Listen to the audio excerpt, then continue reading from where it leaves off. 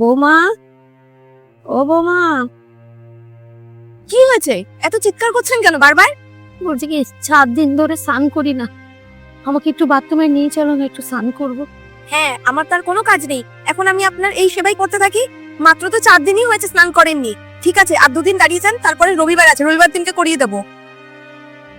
কি খবর বৌদি, কেমন আছো? আরে দিদি, তুমি কিছু জানালে না তো আসার আগে? জানাইনি কারণ ভাবলাম হঠাৎ করে এসে একটু সারপ্রাইজ দেবো তোমাদের। আমাদেরকে একটু বলতে পারতে, তাহলে তোমার ভাই গিয়ে তোমাকে নিয়ে আসতো। না না, ঠিক আছে, কোনো ব্যাপার না। মা, তোমার কি শরীর খারাপ নাকি? কি হয়েছে মা, তোমার শরীর খারাপ নাকি? না সেরকম কিছু নেই, একটু শরীরটা খারাপ করেছে।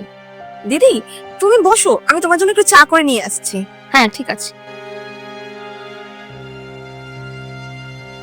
মা, এবার আমি তাহলে আসি। আর একটু বস না মা। না মা, আমি এখন আর বুঝতে পারবো না। বাচ্চাদের স্কুলে ছুটি হয়ে গেছে, আমাকে এখনই বেরোতে হবে।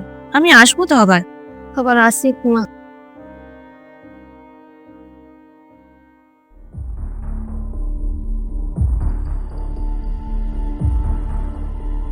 নিজের আদরের মেয়েকে আবার কিছু বলেননি তো? না কিছু বলিনি।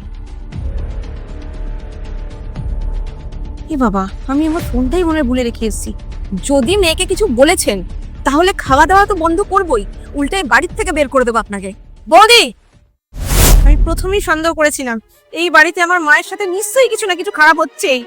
আমি আমার ফোনটা এখানে ফেলে গেছি, ওটা নিতেই এখানে এসেছিলাম। আর এখানে এসে দেখছি এখানকার পুরো সিনটাই আলাদা। তুমি আমার মায়ের এই অবস্থা করে দিয়েছো যে এক মুঠো ভাতের জন্য আমার মাকে এতটা কষ্ট পেতে হচ্ছে। শুনে রাখো বৌদি, এই বাড়িটা আমার মায়ের, আর এই বাড়ি থেকে যদি কেউ যায় সেটা একমাত্র তুমি হবে। আমি তোমার সাথে আর এখানে কোনো কথা বলবো না। আমি আর আমার মা তোমার সাথে এবার কোর্টে কথা বলবো। আমার আমার ভুল হয়ে গেছে দিদি, আর হবে না। আমি আর কোনো কথাই শুনবো না তোমার। বেরিয়ে যাওয়ার ঘর থেকে এক্ষুনি।